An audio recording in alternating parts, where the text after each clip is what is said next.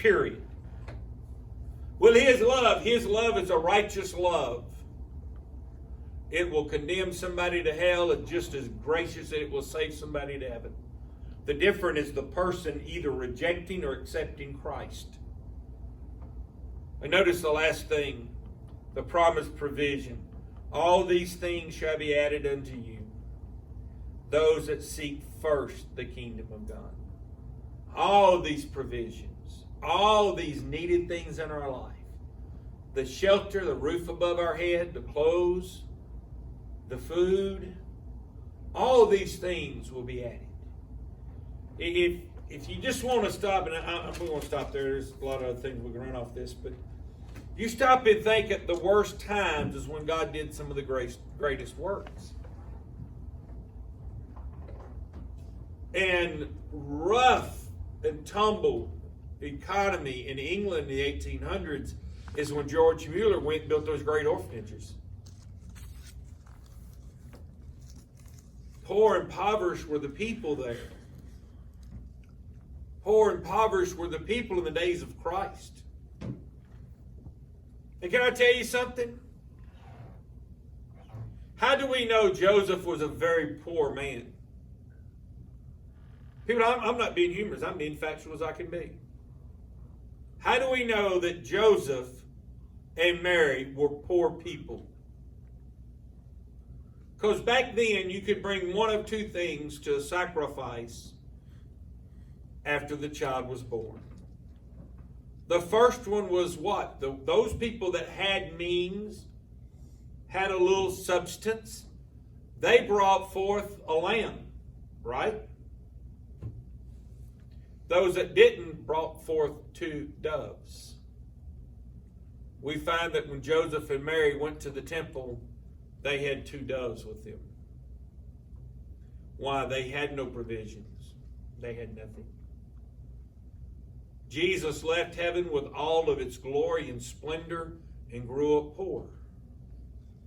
It's the reason why the rich men came, the 3 wise men came and brought those 3 gifts. Enough to supply everything Joseph has spent or would spend on Christ. They were poor people. His righteousness is paramount. Our seeking Him first is the most important thing in our life to succeed for God. And then to accept those things God has provided for us. You know, I've seen people, I wouldn't eat that. I'm just going to give you an old country saying. You just ain't been hungry before. Because there's a lot of things you probably wouldn't eat that if you was hungry, you would eat. And probably wouldn't even question. I've heard people, oh, I couldn't eat this. Sort of like this guy I deal with all the time at work.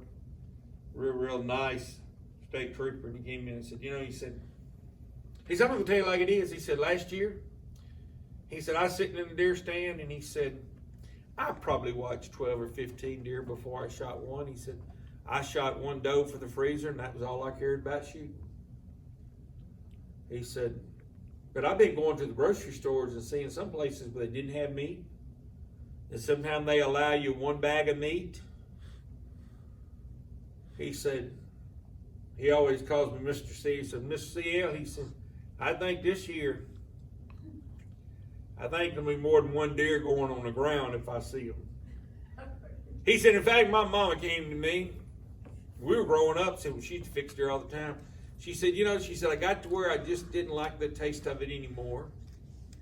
She told him, she said, if you shoot it, she said, I'll fix it, but it's nothing I look forward to.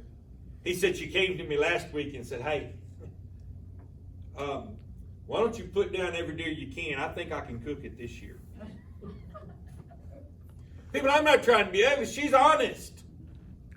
It's amazing what we'll eat when we're hungry. It may not be what we want. But you know what? God will always provide what we need. One at a time. You know what? I'm going to run this rabbit. None of y'all in the building are old enough to know what I'm talking about.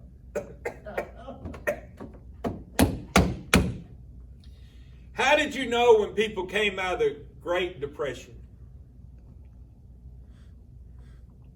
I'm going to give you a free one that you didn't even know about. You could tell they came out of the Great Depression for their dessert. They had a dessert about an hour before they went to bed. What was it? Buttermilk and cornbread with just enough sugar to sweeten it. That was a dessert to them.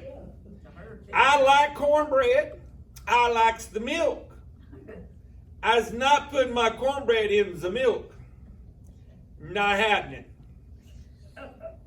I didn't go through the depression either, though. See what I'm getting at?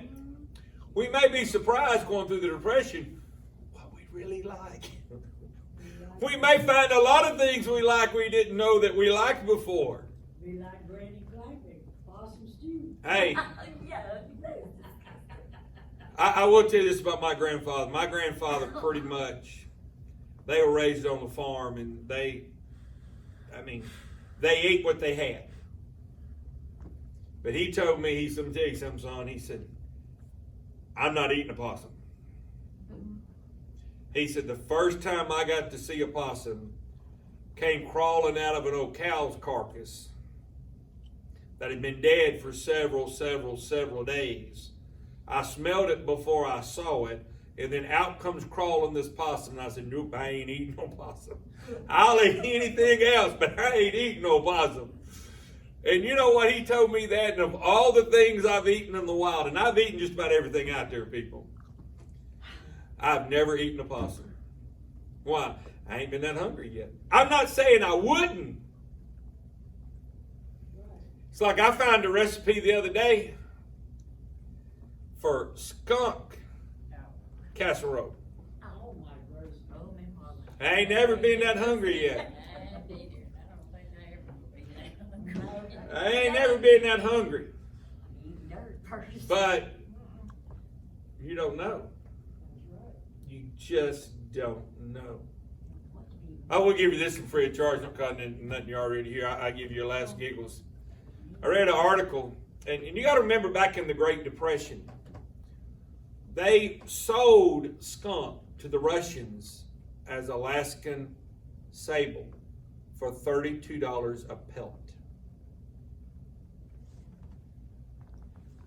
Most people work for $50 a year. So you stop and think. So these kids got together and they got a wagon, and they would go up in these culverts and they would just pull these skunks out. They were getting sprayed, they didn't care. Hitting them in the head, throwing them back to the wagon. They'd go home that night and they'd skin skunks all night and go to the go to the fur buyer, and they had a good thing going. Well, one day, one of them decided he was going to stick the lantern inside the culvert with a boy inside it. You do know that stuff is flammable? He said, my friend comes out, he ain't got a hair on the top of his head. He ain't got an eyebrow. He said, he didn't have nothing left on him, buddy. He said, he came crawling out of that cover. Don't you ever do that to me again. We stop and we think all the things, but you know what? We've never had it like they had it back then. You can't sit here and tell me I would never. Things get bad enough, we may. God said, I'll put a roof above your head, clothes on you, and I'll feed you. All I want you to do is seek me first. That's it. I'll take care of the rest of it. Put me first and foremost in your life, and watch me meet every need that comes in your way.